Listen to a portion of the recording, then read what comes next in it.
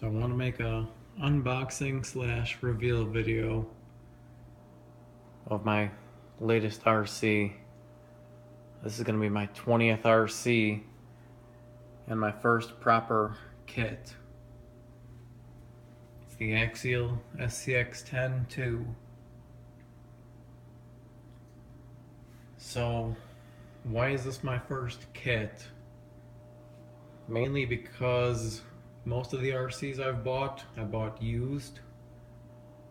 So I wouldn't really count those as a kit. And then also there's the fact that not some of the more mainstream RC car manufacturers don't offer kits. A lot of the stuff is ready to run.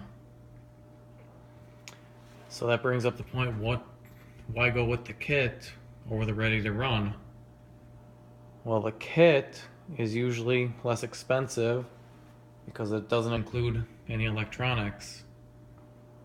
Now, the nice thing about that is you can put in your own electronics. Your own motor, speed control, servo, radio and receiver.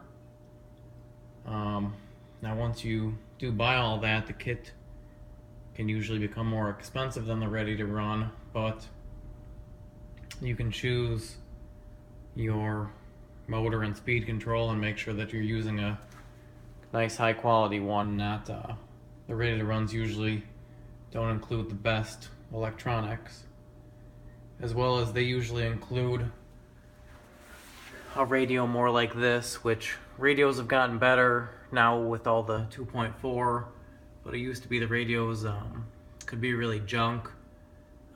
This radio is a fine radio. The problem is it's only good for one model. So with the kit, you can use your radio of choice. Like this one, for example, it's got 10 model memory, so I can run it with 10 different models.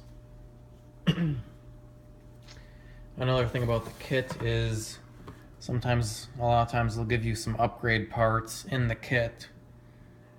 For example, this has upgraded suspension links, I think upgraded shocks, as well as I'm hearing it's got a different transmission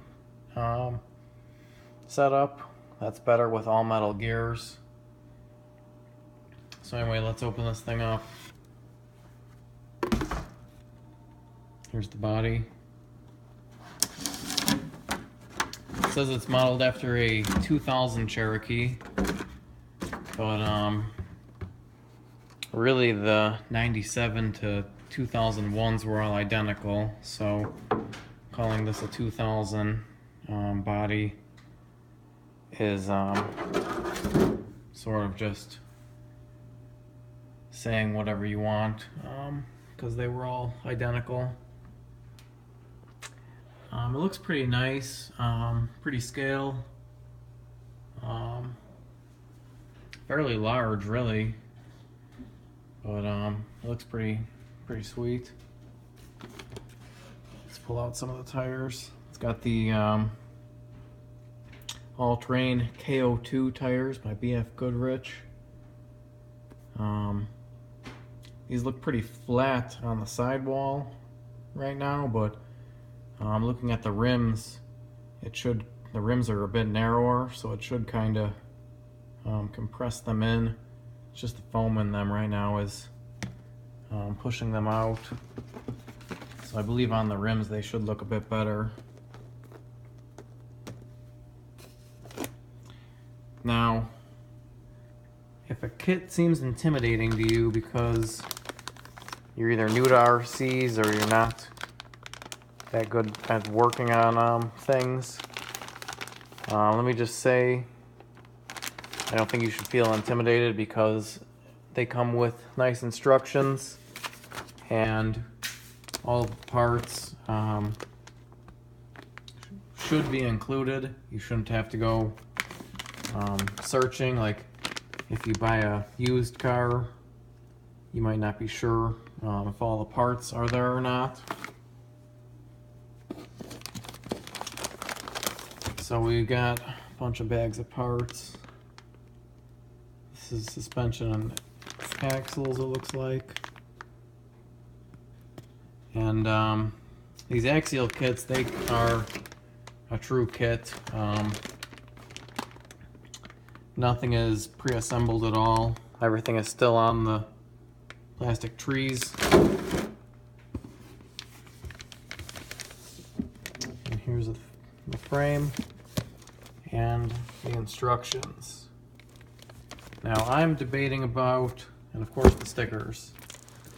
Now I'm debating about attempting to assemble this without using the instructions. I'm also debating about making a assembly video series. I'm fairly confident I can assemble it without using the instructions. I've taken a bunch of cars apart and put them back together, so the only tricky thing is going to be figuring out which screws go where exactly. But stay tuned for this thing. I'm not really sure if I'm even going to run the Cherokee body because I've ordered up the new Proline Dodge Power Wagon body. I believe it's a 1946 Power Wagon. So that was the body I was planning to run. And I've also got this blue Chevy body from my SCX10 that I had for a little while. So I'm not sure if I'm even gonna run the Cherokee body on these tires. Although I might end up painting it to match my full-size Cherokee. So stay tuned. I'll keep you informed with the build and my choice electronics for a rock crawler.